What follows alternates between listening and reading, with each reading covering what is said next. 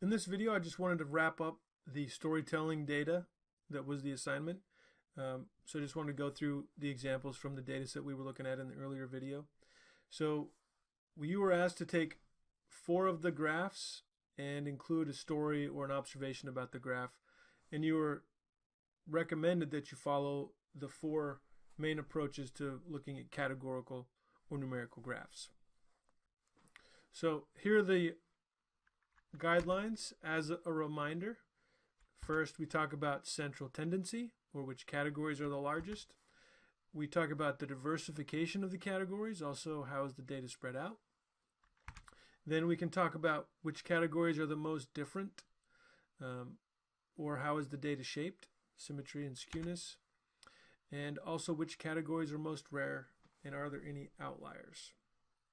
So that's the basics. So to present a simple bar chart, if you watched the video, you saw me make this chart.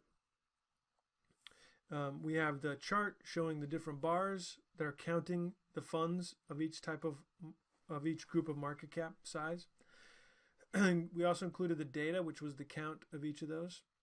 And you can see down below a brief paragraph. And without necessarily going through and reading it all, you're welcome to do that.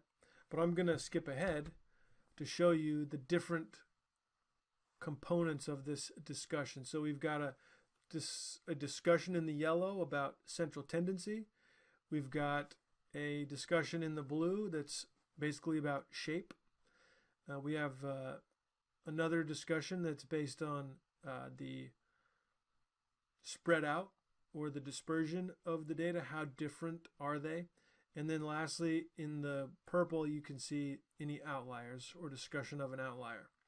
And then in the red, it's contextualized. So we basically said in this case, most of the funds are large cap, which means that more than likely that a large cap is invested in if you're looking at these funds.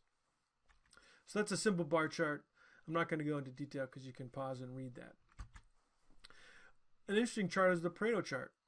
To interpret a Pareto chart, a lot of the work's done for you. You can just kind of read through it.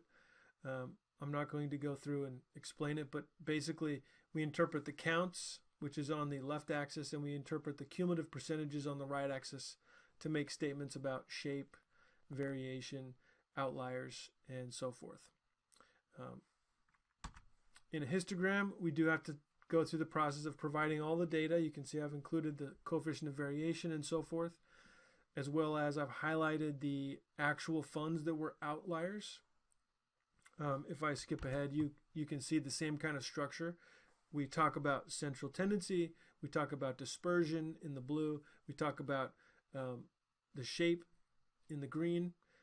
In this case, the median and the mean are very similar, so there's really no skewness. And in the purple, we talk about the outliers. And if you're careful, like if you watch the video, we're able to highlight which row those outliers are on based on the z-score. And I've highlighted those, and also in the red I contextualize if I was going to pick a fund, those ones that are outperforming the rest of the market on the higher end are ones that I'd want to invest in if I was trying to get money together for college for my kids. So that is histogram.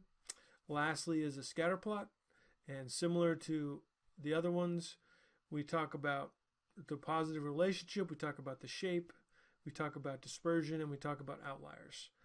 So that's really all I'm looking for on this, and I think with some practice, anybody can get good at it.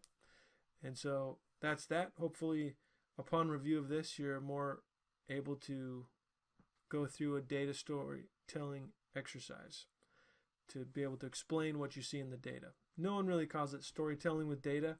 There's books about it, but I think most people just say, what do you see in the data? And then you have to come up with something intelligent that you can say. But if you can go through it like this, people are going to think you're like Neo from the Matrix, that you're magic with data. So anyway, good luck and see you in class.